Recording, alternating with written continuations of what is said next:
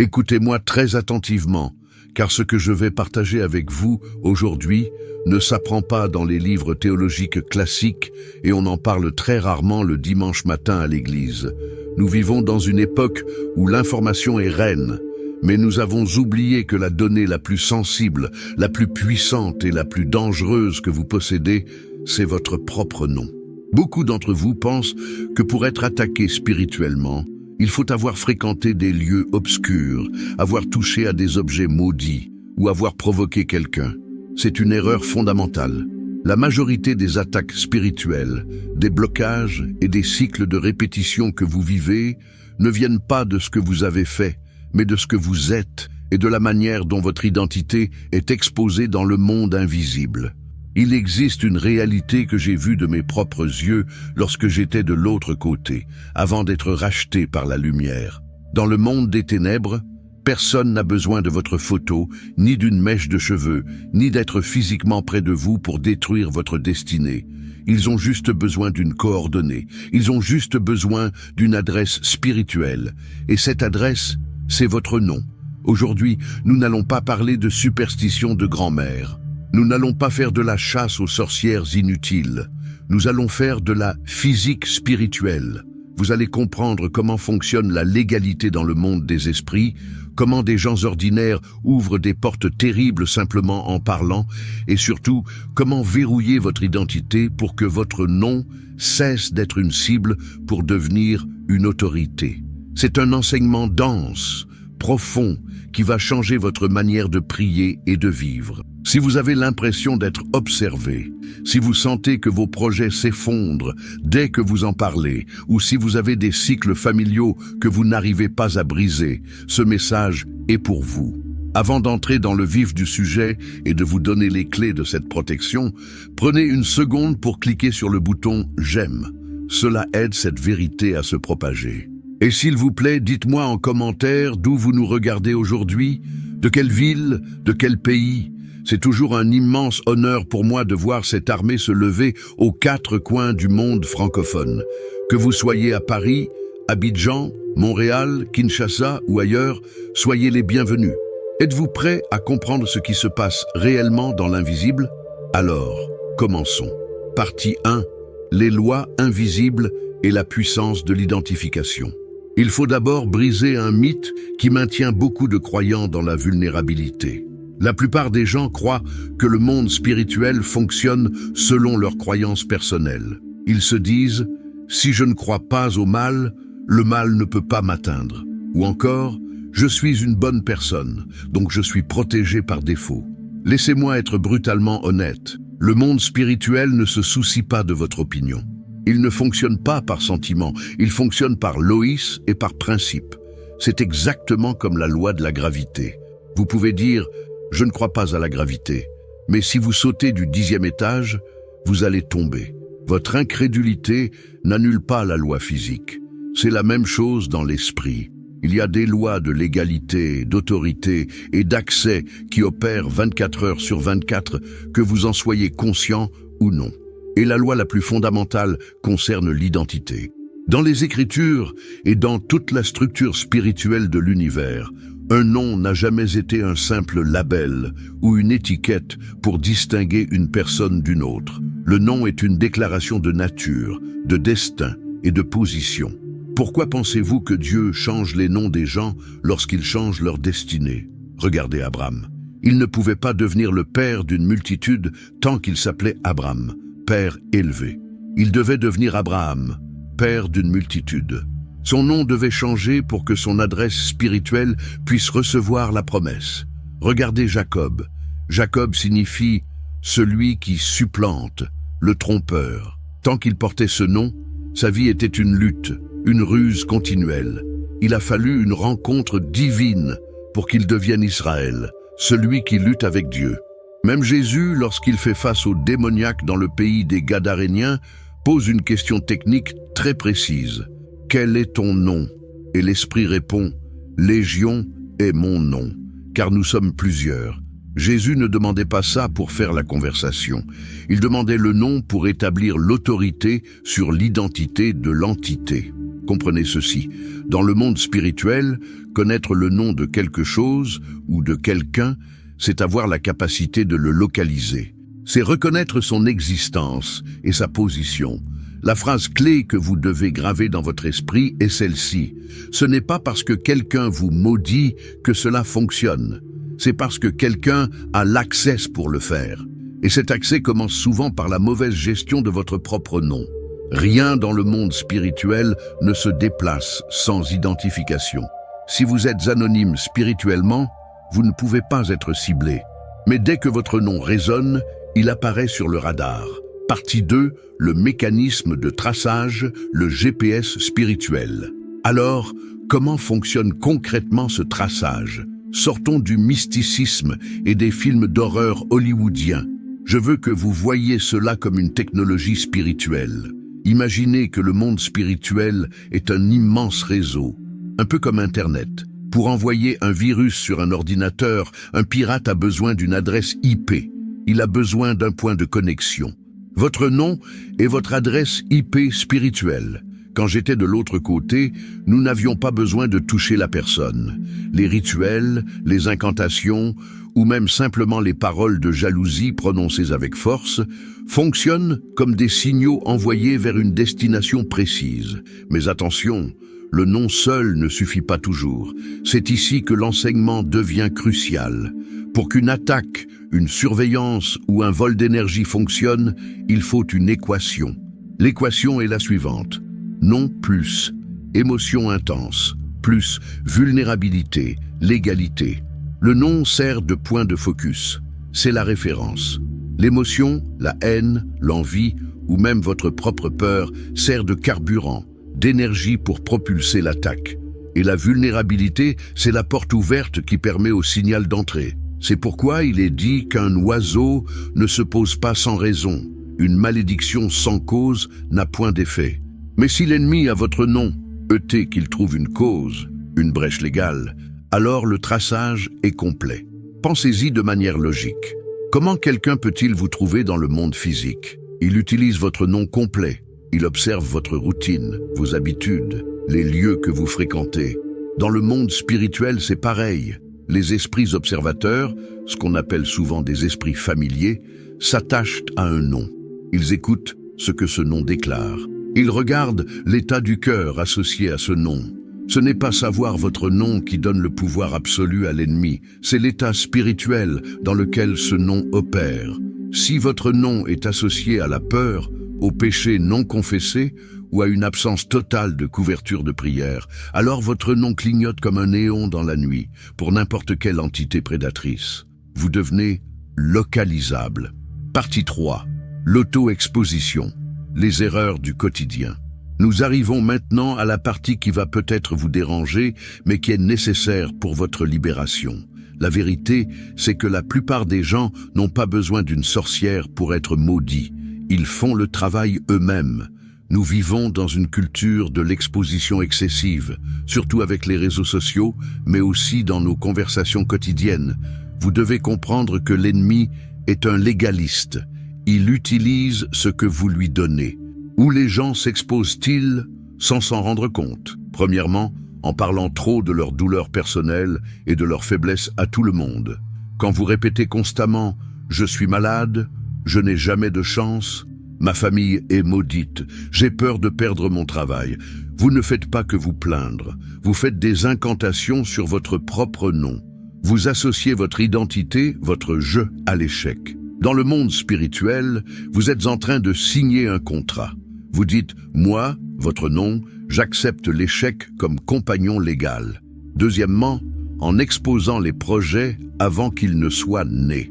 C'est une erreur classique. Dans le monde spirituel, un projet à l'état d'embryon est fragile. Lorsque vous criez sur tous les toits « je vais faire ceci, je vais acheter cela », vous donnez l'information à des oreilles qui ne sont pas bienveillantes. Vous donnez les coordonnées de votre bénédiction future à des esprits jaloux. Vous leur donnez le lieu et l'heure du rendez-vous pour qu'ils puissent venir le saboter. Troisièmement, par les émotions intenses non contrôlées. La colère, l'amertume, la peur panique créent des marques spirituelles. Elles sont comme des odeurs dans l'invisible. Un esprit prédateur peut sentir un nom qui est chargé d'amertume à des kilomètres. Retenez cette phrase. Toute attaque ne commence pas par de la sorcellerie. Beaucoup commencent par de l'auto-exposition spirituelle. Vous donnez les munitions, l'ennemi n'a plus qu'à appuyer sur la gâchette. Partie 4. Les modèles de répétition, les malédictions modernes. Il faut aussi moderniser notre compréhension de ce qu'est une malédiction. On imagine souvent une vieille femme qui jette un sort avec des herbes. Mais aujourd'hui, le traçage spirituel se manifeste surtout par des cycles. Avez-vous déjà remarqué que certaines personnes, dès qu'on entend leur nom, on l'associe immédiatement à un problème? Ah, c'est Jean, il a encore perdu son travail. Ah, c'est Marie, elle a encore des problèmes de couple. Quand un nom est systématiquement lié au chaos, à l'échec ou à la maladie, cela signifie qu'il y a un marquage spirituel. Ce n'est pas du hasard, c'est mathématique. Certaines de ces attaques viennent de cycles familiaux. Vous portez le nom de famille de votre père ou de votre mère. Ce nom transporte un héritage. Si vos ancêtres ont ouvert des portes par l'idolâtrie, le sang versé ou des pactes, le nom que vous portez est comme un compte bancaire avec une dette. Les créanciers spirituels viennent réclamer leur dû à quiconque porte ce nom. C'est pourquoi vous voyez des familles où toutes les femmes divorcent au même âge, ou où tous les hommes tombent dans l'alcoolisme. Ce n'est pas génétique, c'est spirituel. Le nom est tracé. L'ennemi n'a pas besoin de faire un nouvel effort. Il a juste besoin de suivre le patron, le pattern, qui est déjà établi sur le nom. Partie 5. Un récit de réalité. Laissez-moi vous raconter une histoire pour illustrer cela. C'est l'histoire d'une personne que nous appellerons Sophie. C'est peut-être votre histoire. Sophie était une femme fidèle. Elle priait, elle aimait Dieu. Sa vie semblait normale en apparence, mais dans le secret, elle vivait une frustration dévorante. Elle avait une sensation constante d'être observée. Chaque fois qu'elle recevait une petite somme d'argent, une dépense imprévue surgissait le lendemain pour tout reprendre.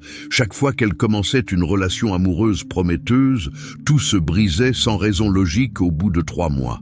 Chaque fois qu'elle parlait d'un projet, le projet mourait. Sophie pensait que Dieu l'avait oubliée.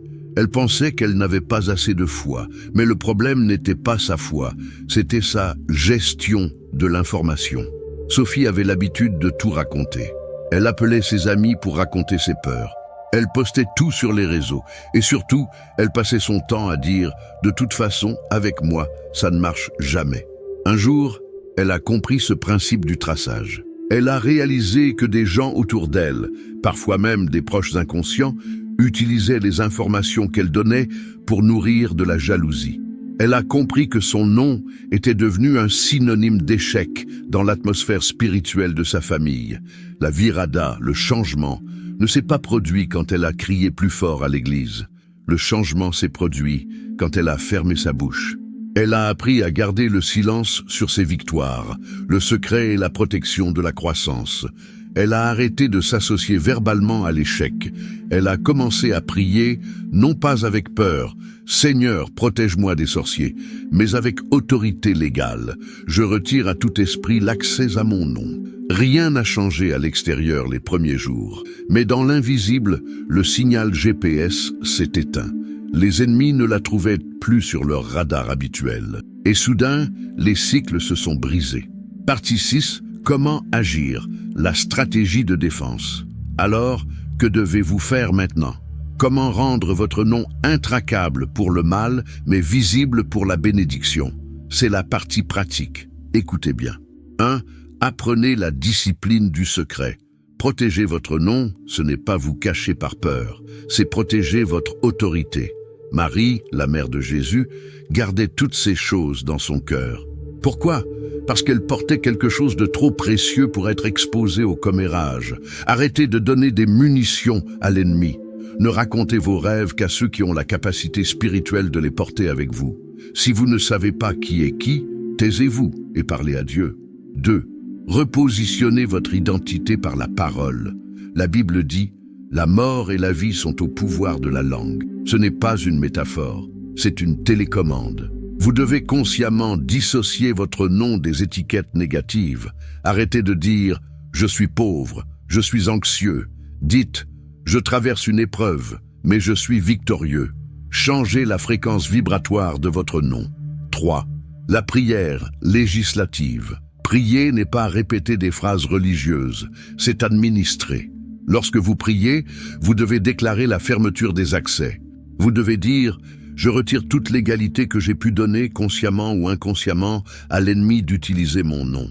Il faut diversifier vos armes, utiliser les versets bibliques comme des décrets de justice. Utilisez le sang de Jésus comme une marque de propriété qui dit « propriété privée, interdiction d'entrée ». 4. Ne réagissez pas émotionnellement. L'ennemi cherche souvent à vous piquer pour vous faire réagir. Si quelqu'un vous insulte, si une injustice arrive et que vous explosez de rage ou de peur, vous venez de réactiver le traceur.